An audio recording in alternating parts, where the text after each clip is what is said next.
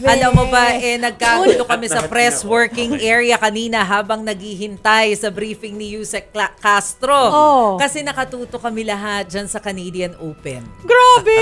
Di ba? Kasi umaga-umaga yan Ang kanina. sarap talaga manood pag marami kang kasamang manood na sumusuporta sa kapwa mo Oo. Pinoy. Kasi parang napaus kami. Hindi naman, hindi masyado. Oo, pero grabe. Congratulations. So pinapalakpakan natin si Alex Ayala dahil pasok na po siya Yes. sa round of 32 sa Canadian Open and alam din natin na meron pang laban ng yung dalawa sila, di ba? Doubles. Doubles. Yes. No? Double. Sila Venus Williams pa rin, di ba? Yung Yes, kapareha niya. yes. May isa pa. Ang tangkad ng kalaban ni ni Alex Ayala, si Parks. Oh, Yes. umabot ba yan ng 6'1" 6 ba siya? Sabi na eh. Kasi Alex pa lang, ang tangkad niyan 5'9" na si Alex eh. Oh. Ayan pa, isang nagbigay sa atin ng karangalan dahil sa kanyang EJ. tagumpay. EJ Obiena. Suki Grabe. ng STL. Correct. Congrats. EJ Obiena, congratulations. Sana bukod kay EJ Obiena, maging suki rin ng STL si Alex Ayala. Sana. Pwede ba yun? Kasi grabe na yung win streak ni Alex. Huwag ka na manood ha. Di ba sabi mo sa tingin mo, Correct. Kaya kanina may pa jinx ano-ano ka. ko pagtingin, pagka medyo nami-miss at nakakapunto si Parks, medyo napapalingon ako na parang, Tama na. not me. Ganon. Oo, pero alam mo, na-touch ako nung nagsalita siya ng Tagalog. Nung interviewin siya kanina. Tapos talagang binabati niya yung mga Pilipino na iwagayway ang watawat.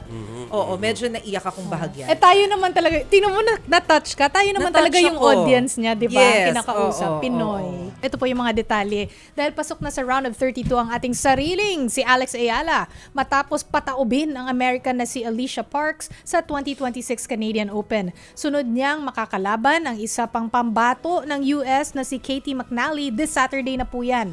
Maglalaro muna si Alex sa doubles event bukas alongside tennis legend Venus Williams. Panoorin ang 2026 Canadian Open ni Alex live on Premier Sports 2, available on Signal Channel 273 HD and streaming on Signal Play. Take note, sa Signal po mapapanood lahat ng games ha. Dito lang sa amin. Yes. Okay. At syempre proud din tayo dito. Ito mga classmate ko kasi nagsisend pa ng link ng na sa bootleg Signal eh. na nga Sa eh. Signal na. Signal na. Oo, correct. Ito, proud tayo kay EJ Obiena dahil muling nagwagi ng gold medal sa pole vaulting event si EJ, no? Na-clear ni EJ ang 5.83 meter attempt niya sa ginanap na tournament sa Jockrim, Germany. Ito na ang 7th gold medal niya for the 2026 season. Grabe, 7th na for this year. Grabe sila. Kanina, habang nanonood kami ng laban ni Alex Ayala sa Malacanang, kasama ko nanonood yung ating Mojo na si Julie Baisa. Nagsusumbong, sabi niya, Ate Masi, ang daming nang babash dun sa mga nanonood daw na Pinoy dyan sa Canadian Open, yung live na nanonood dyan. Kasi daw, ang ingay-ingay daw, ginugulo daw si Parks dun sa paglalaro. Parang feeling ko naman, syempre, Pinoy tayo susuportahan natin yung ating pambato. At saka katabi na nga kayo ng US di sana naghakot din kayo ng mga support. Ganun talaga kami mag-share Sold sa out, mga ha? Pinoy. Wala tayong magagawa. Sold totoo. out. Proud kami Totoo, dapat quiet. kaso proud nga kasi. Pero totoo Chini-cheer mo rin talaga kay Alex Ayala. How can you stop, di ba, yung mga Pilipino na proud sa mga kalahi? Ganun talaga tayo. Oo, ganun talaga tayo. Trademark. Ay, nako. Pero napansin mo, no, lalaki ng legs nila, no? Siguro kakatakbo. Sa kakatakbo. oo. Gandang-ganda ako sa mga legs nila na mukhang malalakas. Tsaka ang tatangkad kasi. Again, congrats Alex and EJ. Si EJ, tatawagan natin yan one of these days. Busy pa siya.